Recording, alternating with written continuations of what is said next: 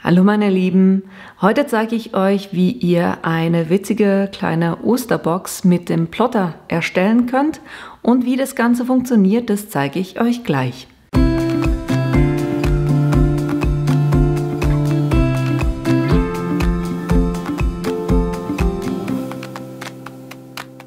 Damit ihr seht, was wir heute machen werden, das sind diese beiden Boxen, respektive wir werden diese gelbe Box machen. Ich hatte euch hier einfach noch ein Beispiel mitgebracht, damit ihr seht, wie das in hellblau aussieht und auch schon gefüllt. Die Box machen wir mit dem Plotter und bringen das dann alles Stück für Stück auf diese Box auf. Um diese Box zu machen, müssen wir zuerst auf den Canvas und da starten wir jetzt auch gleich. Auf dem Canvas habe ich schon ein paar Sachen vorbereitet und das ist einerseits die Box und ich zeige euch kurz, woher ich die Box habe. Ich bin hier in die Mustersammlung rein und da habe ich auf diese Bohnenschachtel geklickt und da nehme ich effektiv nur dieses erste Element. Und dann habt ihr diese Box auf dem Canvas. Ich drehe die kurz um 90 Grad. Dann zeige ich euch, wie meine Box aussieht, die ich gemacht habe. Auf der Seite sieht die genau gleich aus, aber auf der anderen Seite habe ich sie ein bisschen angepasst. Und einfach für euch, ihr müsst nicht jedes Mal eine Box komplett neu designen. Ihr könnt auch eine andere Box nehmen und die so anpassen, dass sie für euch passt. Was ich gemacht habe, ich habe hier eine Verlängerung gemacht. Und zwar habe ich das wie folgt gemacht. Ich bin hier hingegangen und habe ein Quadrat genommen, das zweite mit diesen abgerundeten Ecken und habe das dann genau gleich groß gemacht wie diese, wenn ihr hier diese beiden Linien anguckt. Genau so breit habe ich das gemacht. Das Ganze ein bisschen hochgeschoben. Und wirklich, ihr könnt hierher auch reinzoomen, damit es dann auch wirklich haargenau passt mit diesen gestitchten Linien. In etwa so. Und dann habe ich diese Box mit diesem Element verbunden. Wenn ihr jetzt eure Struktur anguckt, dann habt ihr hier diese Erweiterung, die ihr gemacht habt und hier unten in der Gruppe drinne ist die Basisbox. Damit ihr diese beiden Elemente verschmelzen könnt, müssen die in derselben Gruppe sein und dann klicke ich auf die Basisbox, drücke die Shift-Taste und klicke auf diese Form und dann gehe ich hin und klicke unter Bearbeiten auf Verschmelzen.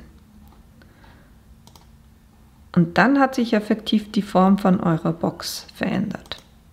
Was ich auch noch gemacht habe, ist hier so eine Ausbuchtung. Da bin ich hin und habe eine Ellipse genommen, die gedreht und kleiner gemacht. In etwa so. Et voilà, das ist das. Das packe ich jetzt auch in dieselbe Gruppe rein. Wenn wir uns das Ganze angucken, haben wir jetzt ganz einfach eine Basisform mit diesem erweiterten Element und dieser Ausbuchtung. Jetzt habe ich für das Ganze auch noch Mattungen gemacht und da habe ich es so gemacht. Die seitlichen Elemente, da ist die Mattung dieses Rechteck hier. Das heißt, wir nehmen hier ein Rechteck und platzieren das mit einem kleinen Abstand zu diesen Linien. Das klicke ich an, Ctrl+C, Ctrl+V und platziere das auch gleich hier unten. Jetzt habe ich schon mal zwei Mattungen, dann brauche ich für dieses Element hier eine Mattung. Und da brauche ich diese Ausbuchtung, die ich in der Box habe, brauche ich natürlich auf der Mattung drauf auch. Deshalb Ctrl+C, Ctrl+V.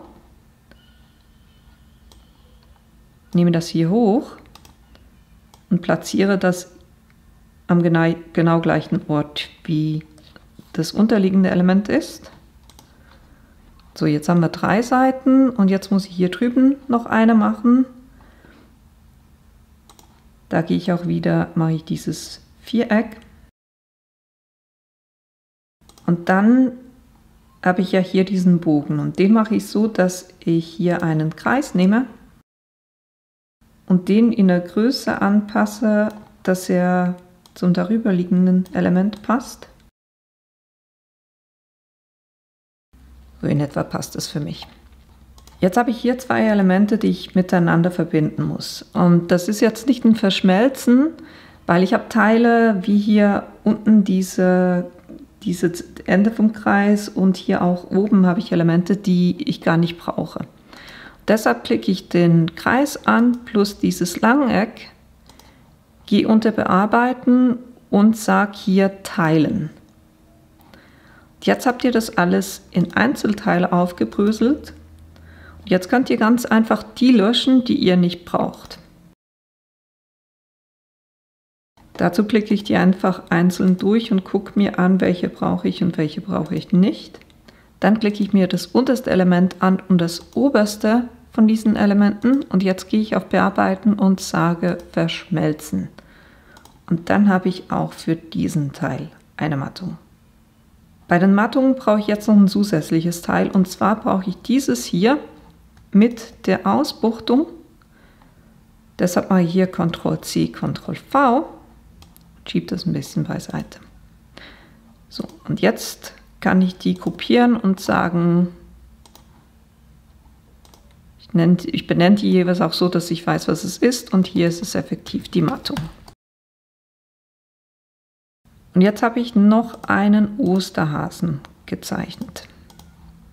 Diese Rückseite von diesem Bunny ist aus einzelnen Elementen gemacht und ich zeige euch das kurz, so dass es ein bisschen mehr Sinn macht.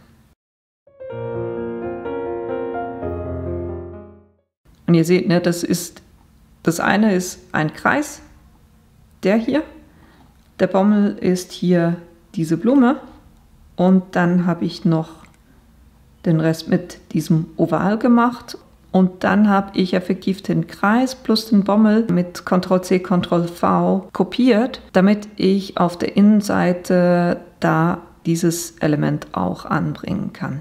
Jetzt kann ich das so natürlich nicht plotten und das war genau der Grund, warum ich das auseinandergepflückt habe und das einfach möglichst platzsparend hier auf dem Canvas angeordnet habe.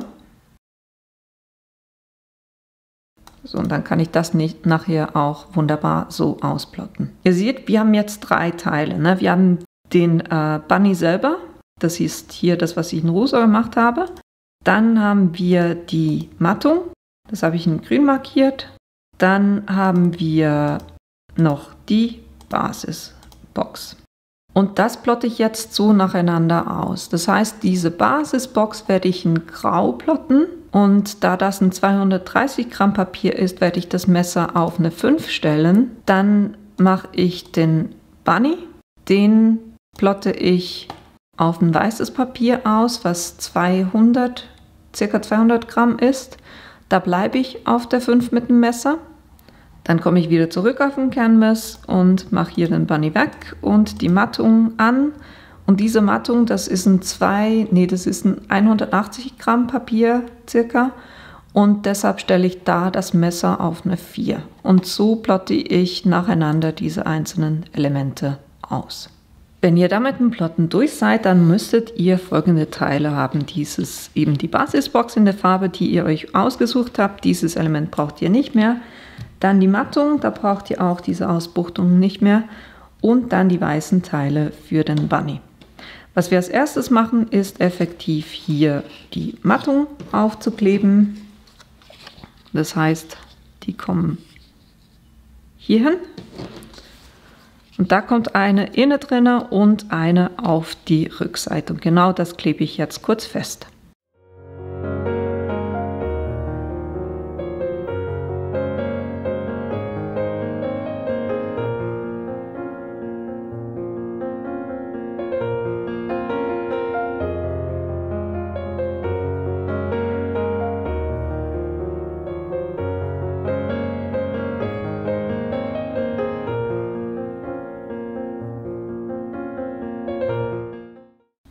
Und wenn ihr die Mattungen drauf habt, dann könnt ihr die Falzlinien umknicken, respektive hier sind es Perforierungen, die ihr seht, was der Plotter gemacht hat.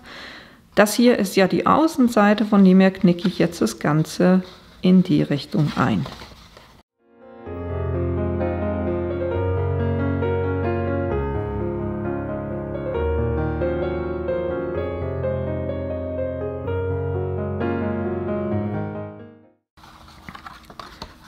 Und hier bei diesen Flügeln ist es so, dass es in die, also quasi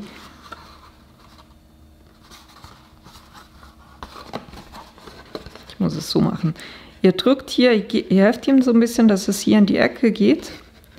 Dann könnt ihr das so einknicken.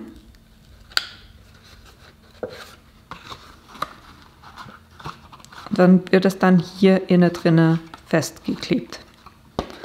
Das heißt, hier Ecke nehmen, ich drücke mit dem Zeigefinger runter, helfe ihm hier so ein bisschen richtig in die Ecke reinzukommen und dann drücke ich das zusammen.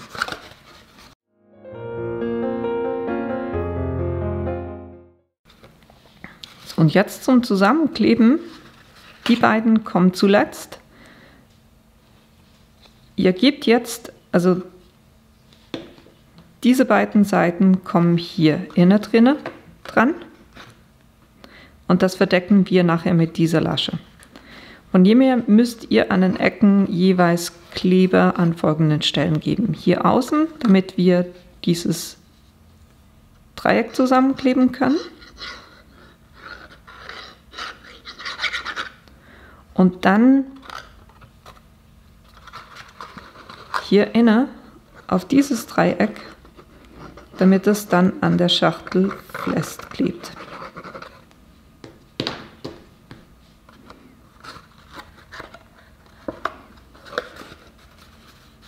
Ihr könnt hier noch gucken, dass die Kanten gerade sind, sollte eigentlich durch die perforierten Linien der Fall sein.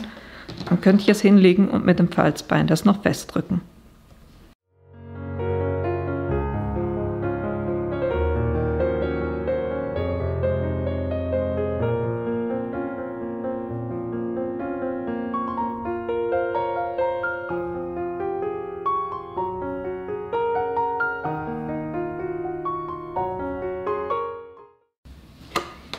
Und jetzt kommen noch diese beiden Laschen, die werden nach innen geklappt, von dem her kommt auch da Kleber drauf.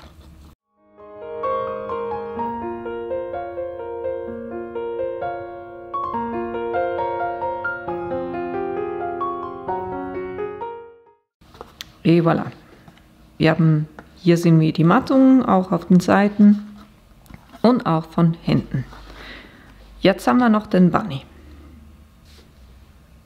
Beim Bunny habe ich es ja so gemacht, dass ich den so ein bisschen distressed habe, einfach um den noch ein bisschen Dimension zu geben, und die inneren Teile der Füße, die habe ich ganz dunkel gemacht, mit denen starte ich auch gleich.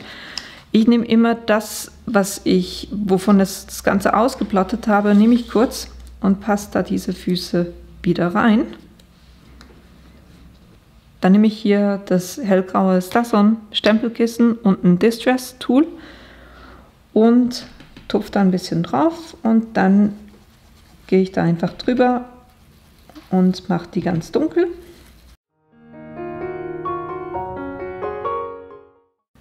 Die beiden Teile, die auf der Rückseite kommen, die distressen wir nicht, aber jetzt den Rest des Bunnies, und dazu gehe ich ganz einfach hier mit der Ecke so ein bisschen ins Stempelkissen und ziehe das hier über die Kante drüber.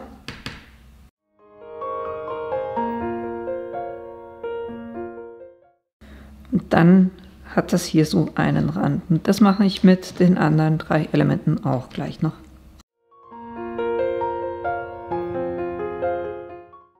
Dadurch, dass wir das gemacht haben, sieht das Ganze jetzt auch nicht mehr so flach aus und jetzt können wir das alles zusammenkleben.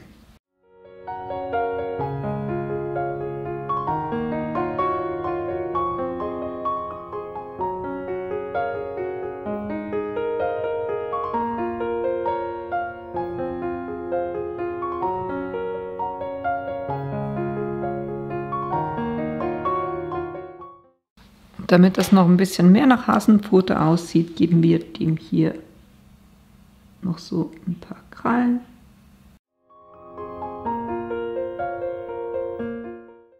So, und dann kann das Ganze auch schon an die Box.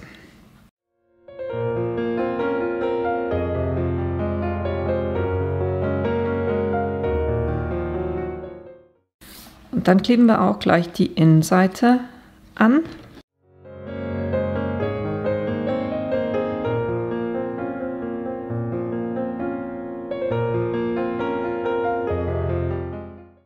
Jetzt hatte ich vorne noch ein Label. Ich habe das so gemacht, dass ich mir hier auf dieses 200 Gramm Papier einfach Frohe Ostern wiederholt ausgedruckt habe. Dann habe ich das kurz in den Plotter eingescannt und dann dementsprechend hier diese Blumen drüber gelegt und das den so ausschneiden lassen. Und dadurch habe ich dann dieses Element bekommen und dann habe ich einfach noch ein größeres Element gemacht, das hier mir eine schöne Mattung gibt. Wenn ihr das nicht plotten wollt, ihr könnt es auch mit Kreisstanzen machen oder naja, vielleicht habt ihr einfach irgendeinen schönen Stempel, den ihr hier aufbringen wollt. Ich mache es so, dass ich zuerst das Label hier auf diesen grauen Hintergrund drauf bringe. Und dann nehme ich hier Dimensionals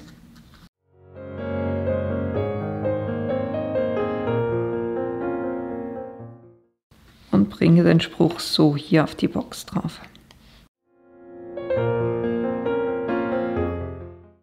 Und so hat das Ganze dann auch noch ein bisschen Dimension. Et voilà, die zweite Box ist fertig. Ich hoffe, euch hat die Idee gefallen und ihr habt Lust, das Ganze nachzubasteln.